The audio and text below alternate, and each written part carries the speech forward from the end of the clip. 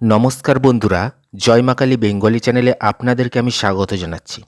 আজকের ভিডিওতে আমরা আলোচনা করব জ্যোতিষ ও তন্ত্রমতে শুকনো লঙ্কা এবং কর্পূর কী কাজে ব্যবহৃত হয়, কেন এগুলোকে বিশেষ গুরুত্ব দেওয়া হয় এবং প্রচলিত কয়েকটি মন্ত্র সম্পর্কেও জানব। ভিডিও শুরু করার আগে একটি বিষয় বলে রাখি, আজ যে বিষয়গুলো আলোচনা করছি সেগুলো মূলত হিন্দু ধর্মীয় আচার, তান্ত্রিক প্রথা এবং লোকবিশ্বাসের অংশ। এগুলোকে বৈজ্ঞানিকভাবে প্রমাণিত সত্য হিসেবে নয়, বরং ঐতিহ্যগত বিশ্বাস হিসেবে দেখবেন। বন্ধুরা, জানব শুকনো লঙ্কার আধ্যাত্মিক গুরুত্ব কী রয়েছে। জ্যোতিষশাস্ত্রে বিশ্বাস করা হয় শুকনো লঙ্কা নেতিবাচক শক্তি দূর করার প্রতীক। অনেক পরিবারে আজও নজর কাটাতে শুকনো লঙ্কা ব্যবহার করা হয়। লোকবিশ্বাস অনুযায়ী অশুভ দৃষ্টি দূর করতে, ব্যবসায় মন্দা কাটানোর উদ্দেশ্যে, বাড়ির নেতিবাচক পরিবেশ দূর করার প্রতীকী উপায় হিসেবে, ভয় বা অস্থিরতা কমানোর উদ্দেশ্যে ধর্মীয় আচার অনুষ্ঠানে অনেক জায়গায় 7টি শুকনো লঙ্কা, একটি লেবু এবং কিছু সরিষা একসঙ্গে ব্যবহার করে নজর কাটানোর রীতি প্রচলিত আছে। এটি একটি লোকাচার, এর কার্যকারিতা বৈজ্ঞানিকভাবে প্রতিষ্ঠিত নয়। এবার জানব বন্ধুরা, কর্পূরের মাহাত্ম্য কী। হিন্দু পূজায় কর্পূরের ব্যবহার অত্যন্ত প্রাচীন। কর্পূর জ্বালানোর সময় সম্পূর্ণ পুড়ে যায় এবং প্রায় কোনো অবশিষ্টাংশ থাকে না। এই কারণেই এটি অহংকার ত্যাগ, আত্মশুদ্ধি ও ঈশ্বরের প্রতি আত্মসমর্পণের প্রতীক হিসেবে ধরা হয়।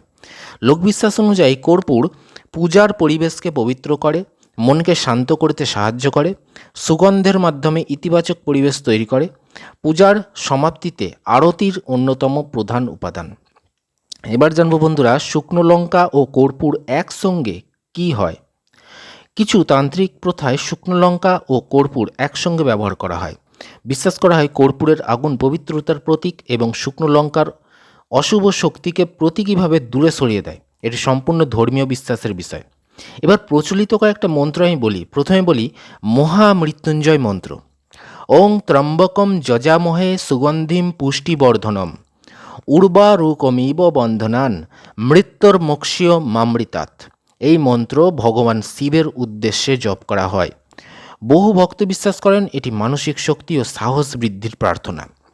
এবার বলি শিব মন্ত্র। ওং নমঃ শিবায়। এটি সবচেয়ে জনপ্রিয় শিব মন্ত্রগুলির একটি। অনেকেই পূজার সময় কর্পূর প্রদীপ জ্বালিয়ে এই মন্ত্র জপ করেন। এবার বলবো মহালক্ষ্মীর মন্ত্র। ওং শ্রীং মহালক্ষ্মী নমঃ। অনেকে সমৃদ্ধি ও শুভকামনার উদ্দেশ্যে এই মন্ত্র জপ করে থাকেন। বন্ধুরা, কর্পূর দিয়ে আরতি কেন করা হয়। পূজার শেষে কর্পূর জ্বালিয়ে ভক্তরা ঈশ্বরের সামনে আরতি করেন। এর আধ্যাত্মিক অর্থ হলো, যেমন কর্পূর সম্পূর্ণ পুড়ে যায়, তেমনি মানুষের অহংকারও ঈশ্বরের চরণে বিলীন হওয়া উচিত।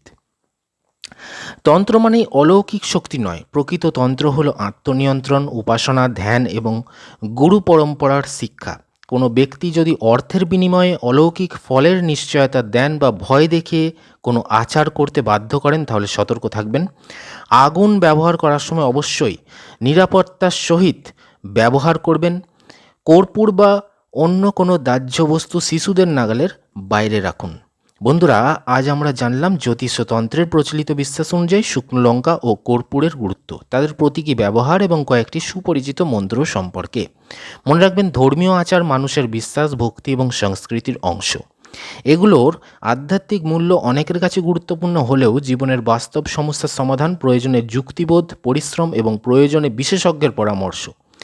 ভিডিওটি যদি ভালো লাগে তাহলে আপনারা অবশ্যই লাইক করবেন, চ্যানেলটি সাবস্ক্রাইব করবেন এবং বন্ধুদের সঙ্গে শেয়ার করবেন। ধন্যবাদ।